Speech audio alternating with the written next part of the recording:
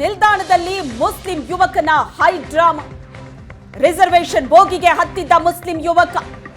ಇದು reservation bogie ಅಂತ ಹಿಂದೂ ಕಾರ್ಯಕರ್ತರು ಹೇಳ್ತಾರೆ. ಆದ್ರೆ ಆ ಬೋಗಿಯಿಂದ ಕೆಳಗಡೆ ಇಳಿಯೋದಕ್ಕೆ ಮುಸ್ಲಿಂ ಯುವಕ ಕಿರಿಕ್ ಮಾಡ್ತಾನೆ. ರೈಲಿಗೆ ಬೆಂಕಿ ಹಚ್ಚುತ್ತೀನಿ ಅಂತ ಬೆದರಿಕೆ ಹಾಕ್ತಾನೆ.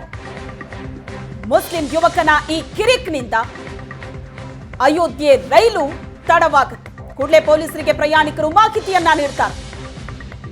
ಅಯೋಧ್ಯೆಯಿಂದ ವಾಪಸ್ ಆಗ್ತಾ ಇದ್ದಂತಹ ರೈಲದು ರಿಸರ್ವೇಶನ್ ಬೋಗಿ. ಅಲ್ಲಿದ್ದವರೆಲ್ಲ ಅಯೋಧ್ಯೆಯಿಂದ ವಾಪಸ್ ಆಗ್ತಾ ಇದ್ದಂತಹ ಭಕ್ತಾರ್ಥಿಗಳು, ಪ್ರಯಾಣಿಕರು.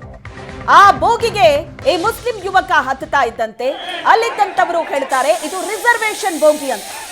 ಆದ್ರೆ ಆ ಮಾತಿಗೆ ಕಿರಿಕ್ ತೆಗೆದಂತಹ ಮುಸ್ಲಿಂ ಯುವಕ ರೈಲಿಗೆ ಬೆಂಕಿ ಹಚ್ಚುತ್ತೀನಿ ಅನ್ನೋ ಬೆದರಿಕೆ ಹಾಕಿದ್ದೇ ತಡ ಇಷ್ಟು ದೊಡ್ಡ ಗೊಂದಲಕ್ಕೆ ಕಾರಣವಾಗುತ್ತೆ.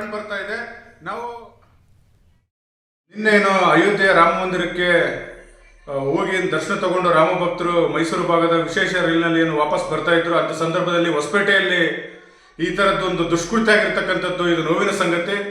ಯಾರು ಕೂಡ ಊಹೆ ಮಾಡಲಿಕ್ಕೆ ಆಗದೆ ಇರತಕ್ಕಂಥ ಇದು ಘಟನೆ ಎಲ್ಲ ಇಡೀ ಭಾರತದಲ್ಲಿ ಬಹಳ ಅಚ್ಚುಕಟ್ಟಾಗಿ ಎಲ್ಲ ರಾಮ ಭಕ್ತರಿಗೆ ವಿಶೇಷವಾಗಿ ಎಲ್ಲ ರೈಲ್ವೆ ನಿಲ್ದಾಣಗಳಲ್ಲಿ ಒಂದು ವ್ಯವಸ್ಥೆ ಕೂಡ ನಡೆದಿದೆ. ನಮ್ಮ ಕರ್ನಾಟಕದಲ್ಲೂ ಕೂಡ ಅದೇ ಥರ ಇತ್ತು. ಕಳೆದ ಒಂದು ತಿಂಗಳಿಂದ ಕೂಡ ಎಲ್ಲೂ ಕೂಡ ಇದಾಗಿರಲಿಲ್ಲ. ಏನು ರಾಮ ಭಕ್ತರ ಮೇಲೆ ಏಕೆ ದುಷ್ಕರ್ಮಿಗಳು ಅಟ್ಯಾಕ್ ಮಾಡಿ ರಾಮ ಜಪ ಮಾಡಿದರೆ ಮತ್ತು ಜೈ ಶ್ರೀರಾಮ್ ಅಂತೇಳಿ ಕೂಗಿದ್ರೆ ನಿಮಗೆ ರೈಲಿಗೆ ಬೆಂಕಿ ಹಚ್ತೀನಿ ಅಂತೇಳಿ ಹೇಳುವ ಮೂಲಕ ಏನೋ ಇದನ್ನ ಭಯದ ವಾತಾವರಣ ಮಾಡಿರ್ತಕ್ಕಂಥವ್ರನ್ನ ಕೂಡಲೇ ಸರ್ಕಾರ ಪೊಲೀಸ್ ಇಲಾಖೆ ಅವ್ರನ್ನ ಬಂಧಿಸಿ ಅವ್ರಿಗೆ ಕಾನೂನು ಕ್ರಮವನ್ನು ಪಡಿಸ್ಬೇಕು. ಇದಕ್ಕೆಲ್ಲ ನೋಡಿದರೆ ಸರ್ಕಾರದ ವೈಫಲ್ಯ ಅಂತೇಳಿ ನಮಗೆ ಕಂಡು ಬರ್ತಾ ಇದೆ.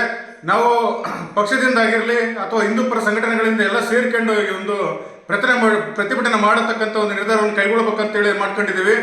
ಇದು ಆರಂಭ. ಮುಂದಿನ ದಿನಗಳಲ್ಲಿ ಏನೆಲ್ಲ ಮಾಡ್ತಾರೆ ಅನ್ನೋದು ಕೂಡ ನಮಗೂ ಕೂಡ ಭಯದ ವಾತಾವರಣ ಆಗಿದೆ.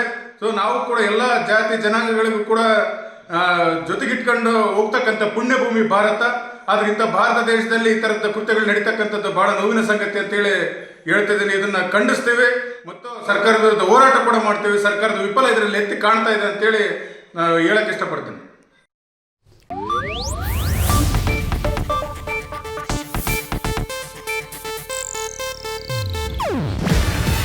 ಇದು ಏಷ್ಯಾನೆಟ್ ನ್ಯೂಸ್ ನೆಟ್ವರ್ಕ್ ಪ್ರಸ್ತುತಿ.